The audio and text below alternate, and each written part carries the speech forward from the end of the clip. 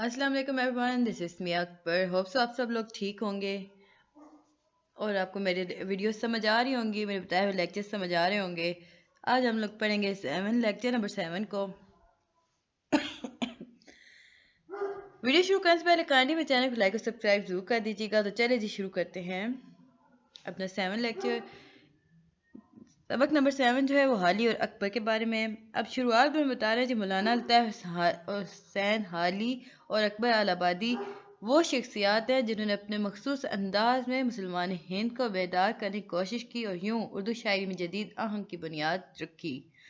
یاد رکھیے گا، اردو شاعری میں جدید آہنگ کی بنیاد حالی اور اکبر آل آبادی نے رکھی تھی. یہ وہ ٹائم تھا نا جب ہم لوگ جیسے شروع میں پڑھ رہے تھے کہ بھئی مسلمانوں کے دور حکومت کو زوال آ رہا تھا اور یوں ہر کوئی ایک دوسرے سے دور دور ہو رہا تھا. تو آج اب ہم دیکھیں گے جی ان کی سوانح خاک کیا. مولانا الطاف حسین حالی کہاں پیدا ہوئے تھے؟ یاد رکھیے گا، امپورٹنٹ ہے کہ ایم سی کیوز اور کوسچنز ریلیٹڈ یہ سارا کچھ امپورٹنٹ ہمارے پاس آ گیا ہے. مولانا الطاف حسین حالی پانی پت کے علاقے محلہ انصاری میں، کون سے محلہ انصاری میں خواجہ عزت بخش کے ہاں 1837 میں پیدا ہوئے. حالی کا سلسلہ نسب حضرت ابو ایوب انصاری سے جا ملتا ہے. یاد رکھیے گا، مولانا حالی کا سلسلہ نسب یعنی ان کے آباء و اجداد حضرت ابو ایوب انصاری کے سلسلہ نسب حضرت ابو ایوب انصاری سے جا ملتا ہے، یعنی وہ حضرت ابو ایوب انصاری کے اولاد میں سے تھے. حالی ابھی 9 سال کے تھے کہ ان کے والد کا انتقال ہو گیا. اب والد کا جب ان کا انتقال ہوا تو اس کے بعد ان کے بڑے بھائی امداد حسین نے آپ کی تربیت کی.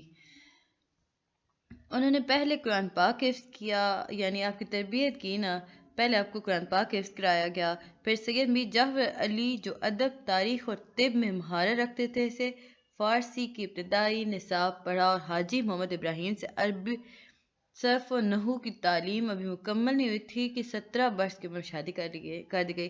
یعنی یاد ہے کہ 9 ایئرس کے تھے نا تو ان کے ابو ڈیتھ ہو گئی. پھر ان کے بڑے بھائی نے ان کا خیال رکھنا شروع کیا. انہوں نے انہیں قرآن پاک حفظ کروایا، اردو ادب، تاریخ اور طب کے بارے میں بتایا، فارسی پڑھائی، یوں مطلب سارے ان کے ٹیچرز ایسے ایسے چنے گئے. اب جب وہ 70 ایئرس کے ہوئے نا تو انہوں نے شادی کر لی. تو انہیں تعلیم کا تو بہت زیادہ شوق تھا نا. ایک دن ایسا ہوا کہ وہ چپکے سے دہلی چلے گیا شادی کے بعد نا. انہیں اس بات کا اطمینان تھا کہ ان کا سسرال آسودہ حال ہے، یعنی کافی امیر ہے، اور دہلی میں میر نواز علی سے صرف صرف و نحو، منطق، عروض و فلسفہ کتابیں پڑھی. اچھا، انہوں نے اپنی بیوی کو نا ان کے سسرال یعنی ان کے گھر پہ چھوڑ دیا. اب انہیں اس طرف سے کوئی غم نہیں تھا. انہوں نے کہا ٹھیک ہے جی، اب میرا سسرال کافی امیر ہے تو میری بیوی ٹھیک ٹھاک رہے گی. تو جب وہ دہلی چلے گئے تو دہلی میں پہنچ کر انہوں نے میر نواز علی سے صرف و نحو اور منطق، عروض و فلسفہ کی کتب پڑھی. دہلی سے بھائی کے اصرار پر پانی پت واپس آ گئے. اب جب ان کے بھائی نے کافی اصرار کیا نا بھی واپس آئیے تو وہ پانی پت یعنی اپنے جہاں وہ پیدا ہوئے تھے واپس آ گئے. نواب مصطفیٰ خان شیفتہ کے عتلیق بن کر جہانگیر آباد آ گئے. 8 سال تک آپ کی صحبت سے استفادہ کیا، ذوق شعر گوئی نکھرا اور نواب شیفتہ کی وساطت سے غالب کی شاگردی اختیار کر کے فن شعر گوئی میں مہارت حاصل کی. حالی سے سید کی ملاقات دہلی میں ہوئی. یہ غالب کی شاگرد تھے، یاد رکھیے گا. ان کی ملاقات سید سے دہلی میں ہی ہوئی تھی. اب سید کہنے پر علی گڑھ تحریک میں شامل ہو گئے کیونکہ انہوں نے وہ تحریک چلا رکھی تھی. وہ چاہتے تھے کہ تمام مسلمان ہند اس کا ایک حصہ ہوں. تو اب ان کے کہنے پر ہی مشہور نظم مدجزر اسلام مسدس حالی لکھی. یاد رکھیے گا، مدجزر اسلام مسدس حالی میں انہوں نے ایک نظم لکھی تھی جس کا نام تھا مدجزر اسلام. بعد ازاں حیدرآباد دکن سے 75 روپے ماہوار وظیفہ مقرر ہونے پر ملازمت چھوڑ دی. ادبی خدمات کے سلسلے میں حکومت ہند نے 1906 کے 1904 گائز یا آئی تھنک 1906 ہے میں آپ کو شمس العلماء یعنی شمس العلماء تھا، یہ شمس العلماء کا خطاب دیا. مولانا بڑے باخلیق، باصول، ملنسار، سادہ دل اور مخلص انسان تھے، قوم کے فدائی بھی. حالی نے 31 دسمبر 1916 کو پانی پت میں انتقال کیا. ڈیٹس میں اگر گڑبڑ ہو جائے تو کائنڈلی معاف کر دیجیے گا. یہ مجھے ان کے 4 5 6 میں 4 2 اور 6 میں ذرا کم اس مطلب ڈفرینس سمجھ آتا ہے. اب ان کی خصوصیات کلام دیکھ لیتے ہیں جی. انہوں نے نثر اردو کو سوانح نویسی اور تنقید نگاری کی راہ سجائی، یعنی انہیں سوانح نویسی لکھنا شروع کی اور تنقید نگاری شروع کر دی گئی. اردو ادب میں حالی کا ادبی سفر کو 2 دھاروں میں تقسیم کیا جاتا ہے. اول وہ حالی ایک ماضی پرست کلاسیکی نظر آتے ہیں جس میں معاملہ بندی، واردات قلبی اور ہجر و وصال کے سے ان کی شاعری کا خاصہ نظر آتے ہیں. یا ہم جب آگے پڑھیں گے نا حصہ نظم یعنی حصہ غزل کو، تو ہم دیکھیں گے کہ اس ٹائم کے شعراء صرف عشق پہ بات کیا کرتے تھے. پھر ہم دیکھیں گے انقلاب کیسے آیا، کس نے عشق سے ہٹ کے بات کرنا شروع کی. عشق میں بھی وہ صرف محبوب کو ڈھونڈا کرتے تھے. تو حالی نے بھی شروع میں نا جب اپنی سفر شروع کیا نا، تو اس میں بھی انہوں نے یہ سارا عشق، ہجر و وصال اور ان کے بارے میں شاعری کی. لیکن جب وہ اس میں تبدیلی آ گئی نا، مطلب چینجز آ گئی، آگے آگے ہمیں پتہ چلے گا کس نے کی تھی. تو اس کے بعد حالی نے بھی ادب اور سماج کے مسئلہ بن کر ہمارے سامنے نظر آتے ہیں، یعنی انہوں نے ادب اور سماج کے بارے میں باتیں کی. یہ جب پاکستان بن رہا تھا نا، اس ٹائم پہ یہ چینج ہو چکا تھا. حالی قدیم غزل اور تقابلی مطالعہ ان دونوں حقائق پر مبنی ہے. فنی اعتبار سے حالی کی شاعری سادگی و سلاست، احساس لطافت اور فصاحت و بلاغت کا عمدہ نمونہ ہے. اور فکری اعتبار سے معاشرتی اصلاح، مقصدیت، خلوص اور تغیرات زمانہ ان کے نمائندہ موضوعات ہیں. گائز دیکھیں، اگر میں اسے لینتھ ہی نہیں کر رہی، لیکن جو چیز زیادہ امپورٹنٹ ہے میں وہ آپ کو بتاتی ہوں.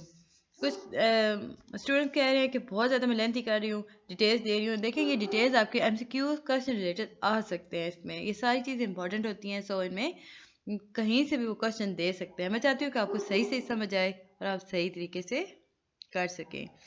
حالی کی زندگی اس دور کے روایتی ادیبوں سے کافی مختلف ہے. ہم نے میر کا مطالعہ کیا تو ہم نے دیکھا کہ ان کے ہاں مسائل اس نوعیت کے تھے کہ ان کو باضابطہ تعلیم حاصل کرنے کا موقع نہیں ملا. کچھ ایسے ہی سلسلہ غالب کے ساتھ بھی رہا تھا. لیکن اس دور میں مختلف روزہ اس انداز میں شاعروں کو ہاتھوں ہاتھ لیتے تھے کہ کسی نہ کسی طرح زندگی گزر ہی جاتی تھی. اب جب حالی جوان ہوئے نا، تب وقت پلٹا جا چکا تھا، یعنی زمانہ بدل گیا تھا. چنانچہ حالی نے علم حاصل کرنے کی خاصی جد و جہد سے کام لیا. اب یہ وہ ٹائم تھا نا جب مسلمان زوال پذیر ہو چکے تھے، سو انہیں مسلمان ہونے کے ناطے انہیں بہت مشکلات کا سامنا کرنا پڑا تعلیم حاصل کرنے کے لیے. اب جی ہمیں یہاں بتا رہے ہیں نا حالی اور میر میں کیا فرق ہے. کہ حالی اور ان سے پہلے میر میں ایک فرق یہ بھی ہے کہ غالب اور میر نے کسب علم اس طرح نہیں کیا کہ ان کی وسعت فکر ان کی ودیت کی گئی تھی. یعنی یہ علم حاصل نہیں کیا گیا تھا بلکہ فطرتاً تھا. یاد رکھیں، میر اور غالب کے پاس جو علم تھا نا، انہیں قدرتی ملا ہوا تھا، فطرتاً تھا ان کے پاس. جبکہ حالی جو تھے نا، انہوں نے حالات کا مطالعہ کیا. حالی اس بنیاد پر کہ سسرال آسودہ حال تک یہ خیال کرتے زوجہ کی زندگی خوشیوں میں گزرے گی، وہ چپکے سے پانی پت چلے گئے اور دہلی آ گئے. یہاں انہوں نے آ کے بہت سی کتابیں پڑھی، بہت زیادہ علم حاصل کیا اور وہ ان کے پاس علم کا خزانہ بڑھتا گیا. لیکن اب ہوا کیا، وہ اس میں ہاں پھر ہوا یہ کہ نا کہ اب جب ہم دیکھتے ہیں نا غالب اور میر کی جو شاعری ہے نا، وہ بغیر کسی وہ جو چاہتے ہیں وہ بول دیتے ہیں. مطلب جو ان کے دل میں آتا تھا وہ بتا دیا کرتے، شاعری میں کہہ دیتے تھے. بٹ جو حالی تھے نا، یہ پابند ہو گئے. انہوں نے بہت زیادہ پڑھا کیا پر پابند ہو گئے ایک چیز کے تک کہ ان کے جو دل میں آتا تھا وہ چیز نہیں بتا سکتے تھے کیونکہ اصول نہیں تھا. سو اب ہم ایک اور چیز دیکھتے ہیں جی. اب ایک حالی کی وجہ سے نا ایک فائدہ یا ان کے اس طرف یہ ہے جی، جب مشرقی اور مغربی کا مطالعہ کیا تو ان کے ذہن مختلف سانچوں میں بٹ گیا. اس سے نقصان تو ہوگا کہ حالی اس طرح وسط فکر کر دیکھے، جو چیز میں نے آپ کو بتائی نا ابھی، یہ وہی چیز ہے، مظاہرہ نہ کر سکے ہوں گے. لیکن ایک بڑا فائدہ یہ ہوا کہ اردو ادب میں تنقید کا اضافہ ہوا. اب جو اردو ادب میں جو تنقیدی کتاب ہے نا پہلی، اس کا نام یاد رکھیے گا، مقدمہ شعر و شاعری، کو آج بھی اردو ادب کی بوتیکا کہا جاتا ہے. بوتیکا نام کی ایک بک ہے. اب یہ بھی یاد رکھیں گے، ایم سی کیوز میں آ سکتا ہے. مقدمہ شعر و شاعری کو آج کے اردو ادب میں کیا کہا جاتا ہے؟ بوتیکا کہا جاتا ہے. اب بوتیکا کس نے لکھی تھی؟ ارسطو نے لکھی تھی. یہ پالیٹکس پہ لکھی گئی تھی. اب جس طرح ارسطو کتاب بوتیکا کو تنقید عالم کا پہلا نمونہ کہا جاتا ہے، تنقید پر دنیا ہمیں لکھی جانے والی پہلی کتاب کہا جاتا ہے، اس طرح مقدمہ شعر و شاعری کو تو تنقید میں یہ اعزاز حاصل ہے. اب اس کے علاوہ حالی نسوان عمری کی بنیاد بھی ڈالی تھی جی، یاد رکھیے گا، حالی نسوان عمری لکھی تھی، میر اور غالب نے نہیں لکھی تھی، حالی نے لکھی تھی۔ انہوں نے یادگار غالب میں مرزا اسد اللہ خان غالب کے حالات زندگی تفصیل سے لکھا۔ اب ان کے جو سوانح ہیں ان کے یاد رکھیے گا، یادگار غالب پہلے ہمارے پاس ہے 2 منٹ، یہ ہے ہمارے پاس جی ایک، اور اس کے بعد انہوں نے لکھا حیات جاوید۔ حیات جاوید میں انہوں نے سر سید احمد خان کے حالات قلم بند کیے، پھر اس طرح حیات سعدی اور شیخ سعدی کے حالات زندگی اور کلامات کی کلام کی خصوصیات کو بیان کیا۔ یوں ان کی 3 سوانح ہمارے نظر کے سامنے آتے ہیں۔ یوں نثر کے میدان میں حالی نے تنقید اور سوانح عمری کی بنیاد رکھی، اور شاعری کے میدان میں انہوں نے جدید شاعری کا آغاز کیا جب وہ 1822 اور 1827 میں لاہور آ کر انجمن پنجاب میں شامل ہوئے، اور آزاد اور حالی نے کرنل ہارائڈ اور کی ایما پر انجمن کا ڈھول ڈالا۔ اب بنیاد ڈالی جی، ڈھول ڈالا مطلب بنیاد ڈالی۔ انجمن پنجاب ایک ایسی انجمن تھی جس کا مقصد نئے علوم سے لوگوں کو راستہ کرنا، یعنی لوگوں کو اس انداز سے راستہ کرنا جس سے وہ اب تک آگاہ نہیں تھے۔ اس کا مکمل طور پر مقصد ادب نہیں تھا، بلکہ ادب کے پیرائے میں، ادب کے پردے میں انگریز اپنے کچھ خاص مقاصد حاصل کرنا چاہتے تھے۔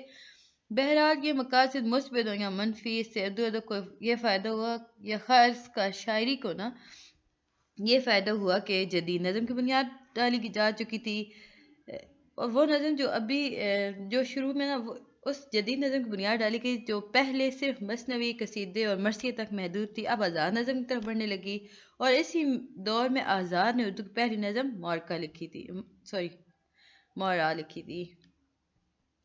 اگر ہم حالی کے بارے میں بات کریں تو یہ اتنا امپورٹنٹ نہیں تھا۔ اب ایک آزاد نظم کا دیکھ لیتے ہیں شعر۔ ایک دست رست تیری حالی بچا ہوا تھا، اس کے بھی دل پہ تو نے چرکا لگا کے چھوڑا۔ اب ہوا یہ کہ حالات کے تقاضے، کیونکہ حالات بدل رہے تھے، تو حالی نے محسوس کیا بھی اس طرح تو میں اپنا مقام پیدا نہیں کر سکتا، سو انہوں نے بھی جدید رنگ کو اپنایا۔ چنانچہ حالی نے بہت جلد یہ کہتے ہوئے نظر آتے ہیں کہ ہے جستجو کہ خوب سے ہے خوب تر کہاں، اب ٹھہرتی ہے دیکھیے جا کر نظر کہاں، ہو چکے حالی غزل خوانی کے دن، راگنی بے وقت کی اب گائیں کیا، کوئی محرم نہیں ملتا جہاں میں، مجھے کہنا ہے کچھ اپنی زباں میں۔ اب جی ان خوب سے خوب تک ان کے اندر جستجو تھی، سو وہ دیکھنا وہ اپنی ہر غزل کو نا خوب سے خوب تر کی طرف لے کے جانا چاہتے تھے، لیکن وہ چاہتے تھے کہ اس کے ساتھ مسلمانوں کو ان کے اخلاقیات کا درس بھی دے سکے۔ سو مثال کے طور پر آپ شعر دیکھ لیتے ہیں۔ فرشتوں سے بہتر ہے انسان ہونا، مگر اس میں لگتی ہے محنت زیادہ، بڑھاؤ نہ آپس میں الفت زیادہ، مبادا کہ بڑھ جائے نفرت زیادہ۔ یعنی حالی بہت تیزی غزل کے عشق یا موضوعات سے درس اخلاق کی طرف آتے ہیں۔ یاد رکھیے گا غالب کس کی طرف آتے ہیں؟ درس اخلاق کی طرف۔ ہم دیکھیں گے کہ غالب نے نا بہت ساری جتنی بھی غزلیں لکھی ہیں یا نظمیں لکھی ہیں ان میں اخلاقیات کا درس دیا اور مسلمانوں کو ان کے حسین ماضی کے بارے میں بتایا ہے۔ اب جو آپ کے نصاب میں ہے نظم، تو یاد رکھیے کہ متجزر و اسلام ہے، یہ جو ہم آگے جا کے بات کریں گے نا اس نظم میں۔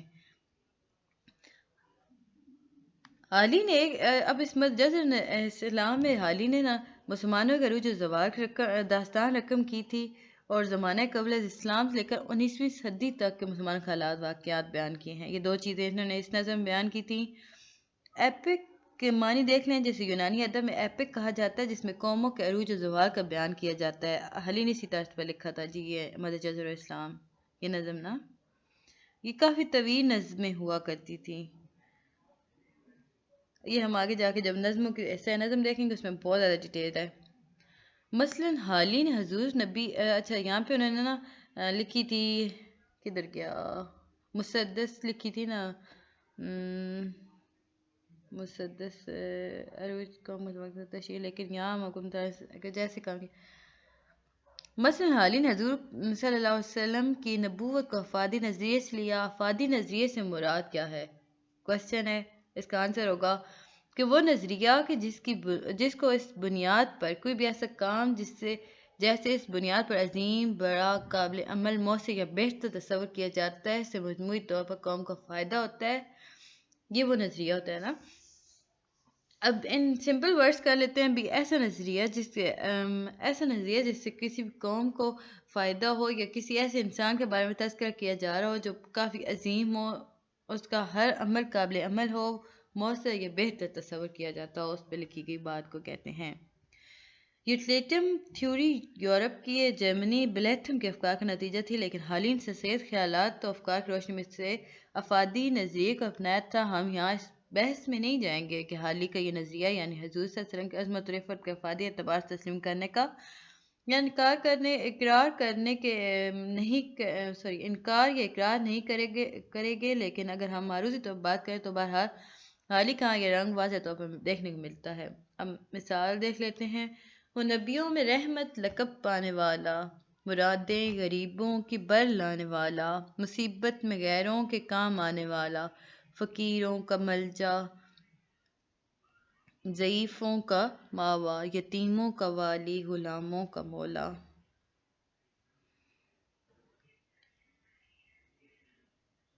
اب یہ مسدس تھی نا، اس مسدس کا گائز نام بھی تھا، مجھے اب وہ مل نہیں رہا یہاں پر، حیرت ہے میں نے اسے انڈر لائن نہیں کیا۔ آپ کو پتہ ہوگا تو مجھے کمنٹ میں ضرور بتائیے گا۔ یہ انہوں نے حضور صلی اللہ علیہ وسلم کی زندگی کے بارے میں لکھا تھا نا، وہ مسدس بہت زیادہ مشہور ہے، پتہ نہیں اس مسدس کا کیا نام تھا، میرے ذہن سے بھی اترا ہوا ہے۔ چلیں، حالی نے مسدس لکھی تھی نا جو، وہ سید احمد کے کہنے پر لکھی تھی۔ مسدس حالی کی دوسری بڑی خصوصیت یہ ہے کہ اس میں حالی نے مختلف آیات، یہ دیکھیں مسدس حالی تھا اس کا نام، میں بھی کہوں کہ کوئی نام تھا اور میں نے یہ میں نے کیا کر دیا، کاٹ دیا ہے، کہ میں سے پرومنیٹ کرتی ہوں، چلیں سب ہی ہٹ گئے، مسدس حالی تھا اس کا نام جی۔ مسدس حالی کی دوسری بڑی خصوصیت یہ ہے کہ اس نے حالی نے مختلف آیات مبارکہ اور حدیث کے حوالے سے بات کی ہے اور ان کی تفسیر بھی بیان کیا ہے۔ اس کے خلاصے اور ان کا خلاصہ مثال طور پر مسدس کا یہ بند دیکھیے۔ اب مسدس حالی کا ایک بند ہے ہمارے پاس۔ ہر ایک میکدے سے بھرا جا کے ساغر، ہر ایک کھار سے آئے سیراب ہو کر، گرے مثل پروانہ ہر روشنی پر، گرہ میں لیا بعد حکم پیمبر کہ حکمت کے ایک گمشدہ لال سمجھو، جہاں پاؤ اپنا اسے مال سمجھو۔ اب یہ تھی نا حدیث تھی نا، جیسے کہ حضرت محمد صلی اللہ علیہ وسلم نے فرمایا تھا کہ حکمت مومن کی میراث ہے۔ اب صرف ایک یہ حدیث بتانے کے لیے پورا شعر لکھ دیا، بتایا بھی حکمت کیا ہے، مومن کی میراث ہے۔ مسدس کی تیسری اہم خصوصیت روایتی ادب پر تنقید ہے۔ مسدس میں انہوں نے مروجہ ادب انہوں نے اپنے اس ٹائم کے ادب پر کافی تنقید کی تھی۔ اب انہوں نے اس تنقید کرتے یہاں تک کہہ دیا تھا کہ شاعر جہنم کو بھر دیں گے۔ اب پوری انہوں نے ایک بات کہی، کیوں بھریں گے؟ برا شعر کہنے کی گر کچھ سزا ہے، اب جھوٹ بکنا اگر ناروا ہے، تو وہ محکمہ جس کا قاضی خدا ہے، مقرر جہاں نیک و بد کی سزا ہے، گنہ گارواں چھوٹ جائیں گے سارے، جہنم کو بھر دیں گے شاعر ہمارے۔ یہ انہوں نے کافی تنقید کی تھی۔ حالی نے مسدس کے آخر میں ضمیمہ پیش کیا ہے۔ اس میں انہوں نے امید کرنوں کی بات کی، انہوں نے دعا یا انداز اپنایا ہے۔ اب انہوں نے کیا لکھا جی، دعا کرتے حضور صلی اللہ علیہ وسلم کے سامنے دعا کرتے ہوئے کیا لکھا انہوں نے؟ اس دعا کی بہت بڑی خوبی یہ بھی ہے کہ اس دعا کو نبی پاک صلی اللہ علیہ وسلم کی شان میں کہی گئی نعت کا درجہ تو حاصل ہے، لیکن حالی بخوبی اس بات کا لحاظ رکھتے ہیں کہ نبی پاک صلی اللہ علیہ وسلم کی ذات کے سامنے گلہ شکوہ کرنا کتنا ہی درست ہو، لیکن اس میں حد ادب کا رہنا ضروری ہے۔ لہذا جیسی حالی کے قلم نے یہ محسوس کیا کہ حد اب سے تجاوز کر ہے، حالی نے وہی قلم چھوڑ دیا۔ وہ کہتے ہیں، ہاں حالی گستاخ نہ بڑھ، حد ادب سے باتوں سے ٹپکتا تیری اب صاف گلہ ہے یہ بھی خبر تجھ کو کہ ہے کون مخاطب، یہاں جنبش لب خارج از آہنگ خطا ہے. یعنی یعنی علی کو پتہ تھا کہ وہ کس کے سامنے بات کر رہے ہیں، کن کے سامنے بات کر رہے ہیں، سو وہ کافی زیادہ تمیز میں رہا کرتے تھے. اب جی ہم آگے دیکھتے ہیں حالی نے مسلمانوں کے ابو حالی کو محسوس کیا، مسلمانوں کے بدحالی کو دیکھا. اصلاحی شاعری کی طرف جب وہ تنقیدی روایتی شاعری کے بعد اصلاحی شاعری کی طرف آئے نا، تو انہوں نے طنز کے کافی تیر چلائے. انہوں نے مزاح کے انداز میں ایسی بات کہی کہ بہت سی ایسی باتیں کی، یعنی ظرافت کے انداز میں بہت سی ایسی باتیں کی جن میں ایک معنی رچا بسا ہوتا تھا.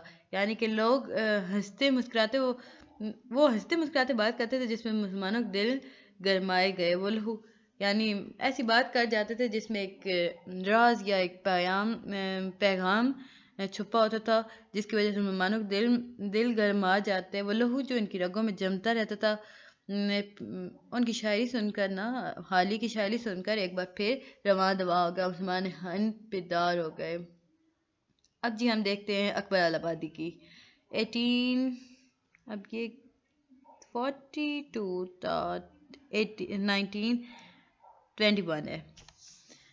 سوانح خاکی دیکھ لیتے ہیں جی. لسان الاثر اکبر آلابادی 1842 62 کیسے لکھتے ہیں، I think یہ 42 ہے. 42 میں بے مقام بارہ ضلع الہ آبادی سید تفضل حسین رضوی کے گھر پیدا ہوئے. کہاں پیدا ہوئے جی؟ ان کے ابو کا کیا نام ہے؟ سید تفضل حسین رضوی. اور یہ بے مقام بارہ ضلع آباد میں پیدا ہوئے تھے. اکبر کے والد ایک دیندار عالم تھے، والدہ بھی نہایت پارسا خاتون تھیں. اس طرح اکبر کو مذہب سے محبت ورثے میں ملی. انہوں نے ابتدائی تعلیم زمانے کے دستور کے مطابق گھر پر حاصل کی، پھر مشن اسکول الہ آباد میں داخلہ لے لیا. انہیں تعلیم اب مکمل نہیں ہو پائی تھی کہ 1887 کے ہنگامے میں گھریلو حالات نے ایسی صورت اختیار کر دی کہ اسکول چھوڑنا پڑا. عربی اور ریاضی کی تعلیم گھر پر ہی حاصل کی اور کچھ مدت محمد فاروق چڑیا کوٹی کے سامنے جانوائے تلمذ طے کیا. یعنی یہ کافی ڈیٹیل، مطلب کیا کہا جا سکتا ہے، گاڑی قسم کی اردو بولی گئی ہے یہاں پہ جی. کس مدت یعنی تعلیم حاصل کرنے کی جو ٹائم تھا، محمد فاروق چڑیا کوٹی کے سامنے چڑیا کوٹی سے حاصل کیا. اس سامنے جانوائے تلمذ طے کیا تھا، یعنی ان کے سایہ شفقت میں طے کیا تھا. اکبر کی بہت چھوٹی عمر میں ہی 12 سال ہے، ہاں 12 سال ہے، تلاش روزگار کا سرگرداں ہونا پڑا. کہیں بھی مستقل ملازمت نہیں ملی تھی جی. انہوں نے 12 سال کی عمر میں تلاش نوکری شروع کر دی ڈھونڈنا. انہیں ملازمت کہیں بھی مستقل نہیں مل رہی تھی. 1873 میں ہائی کورٹ کے وکالت کا امتحان دیا اور کامیابی حاصل کی، یعنی وہ وکیل تھے. ان کی جوڈیشل سروس کا اختتام 1905 میں سیشن جج کے عہدے سے سبکدوشی پر ہوا تھا. یاد رکھیے وہ سیشن جج تھے. سرکاری اور علمی خدمات کے طرف میں ان کو حکومت ہند کی طرف سے خان بہادر کا خطاب ملا تھا. آخری عمر افسردہ دلی اور شکستہ حالی میں گزری. پہلے ان کی بیوی اور پھر ان کے بیٹے کا انتقال ہوا. گائز ہم دیکھ رہے ہیں جتنے بھی شعراء آ رہے ہیں ان کے بیوی بچے اکثر ڈیتھ ہو جاتی ہے، ان کے پیرنٹس شروع میں فوت ہو جاتے ہیں. یہ دونوں حادثے ان کے لیے جان کا ثابت ہوئے اور بالآخر ستمبر 1921 میں 72 برس کی عمر میں اکبر آلابادی کا انتقال ہوا. الہ آباد میں دفن ہوئے. وہ کہاں دفن ہوئے تھے؟ الہ آباد میں. اب خصوصیت کلام دیکھ لیتے ہیں جی. یہ وہ دور تھا جب انہوں نے میدان شاعری کا آغاز کیا. تو یہ وہ دور تھا جب مغلیہ سلطنت کا زوال اپنے عروج کو پہنچ چکا تھا، یعنی مکمل طور پہ مسلمان قوم غلام بن چکی تھی. گویا مغلیہ سلطنت کے پجمردہ یعنی شمع 1857 میں بہادر شاہ ظفر کی جلاوطنی کی صورت میں بجھ چکی تھی. فرنگی راج کا سورج اب تمام تر چکا چوند کے ساتھ سر پر تھا. اس متغیر عہد میں اکبر نے مغرب و مشرق کے امتزاج کے احساس پر اپنے شعری تصور کی مہارت اٹھائی. اب انہوں نے کس چیز میں طبع آزمائی کی تھی جی؟ غزل، قطع، مثنوی، رباعی، مخمس، مسدس. گویا ہر صنف میں اکبر نے طبع آزمائی کی، لیکن غزل، گوئی اور قطع نگاری ان کے محبوب اصناف تھے. اب ان کی نمائندہ خصوصیات کے حوالے سے اہل مغرب اب مطلب ان کے لکھائی میں یا ان کے ادب میں ہم نمائندہ خصوصیات دیکھتے ہیں جی اہل مغرب پر تنقید، ماضی پرستی، قومی اور ملی محبت، معاصر مغرب پسندوں پر طعن و تشنی اور معاشرتی اصلاح خاص طور پر دیکھنے کو ملتی ہے۔ گائز آپ کی اگر سائیکالوجی ہے تو میں سائیکالوجی کی بھی ویڈیوز بنا رہی ہوں تو آپ وہ بھی دیکھ لیجئے گا۔ اوکے ملتے ہیں ہم تھوڑی نیکسٹ چلے جی ملتے ہیں ہم نیکسٹ ویڈیو میں۔